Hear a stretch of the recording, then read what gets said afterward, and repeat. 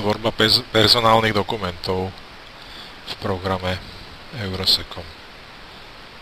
V hlavnom menu programu mzdy personalistika v bode informácie a výstupy zvolíte ponuku z menu personálne zmluvy a dohody so zamestnancami. Program zobrazí nové okno, kde vám dáva na výber, pre ktorého zamestnanca idete vytvárať dokument. Štandardne je zadaný priečinok vzory dokumentov.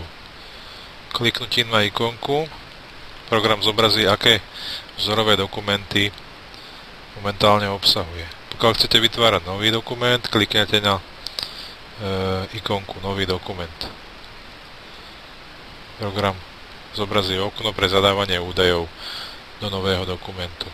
Pokiaľ sa vrátite do ponuky, tak založil nový riadok, nový prázdny dokument. Ikonkou zmaž môžete vymazať. Cez ikonku Úprava vám zobrazí údaje zadané v tomto dokumente, čiže popis, ktorý sa nám zobrazoval v ponuke, typ dokumentu, máme 3 typy, dohoda zamestnávateľa zamestnanca, oznámenia zamestnávateľa zamestnancovi a oznámenie zamestnanca zamestnávateľovi. Podľa toho program automaticky doplňa hlavičku dokumentu. Potom je názov, ktorý sa zobrazuje na dokumente, paragraf zákonníka práce, podľa ktorého ho program vytvára. Dátum podpisu a samotný text prvej strany, druhej strany. Nejaká poznámka. Čiže pokiaľ chceme urobiť nový dokument pre zamestnanca, vyberieme zamestnanca, klikneme ikonku, aby sme si zobrali, aké dokumenty už má vytvorené. Pokiaľ tento nemá žiadne, tak klikneme na ikonku Nový dokument. Program založí prázdny dokument.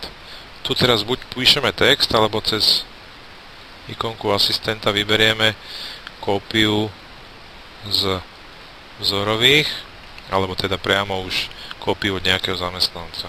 Čiže vyberieme dohodu o vykonaní práce. Program doplní údaje a automaticky prevezme všetko z toho dokumentu, ktorý sme vybrali. A my už potom len upravíme dátum,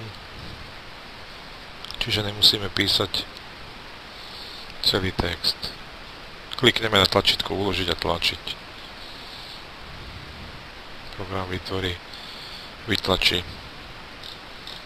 dokument, kliknutím na tlačiarničku ho vytlačíme. Čiže teraz už keď sa pozrieme do zoznamu pre vybraného zamestnanca, tak tam má vytvorený dokument. Zase ho môžeme upravovať, tlačiť alebo zmazať. To je všetko, čo sa týka personálnych zmluv a dohôd.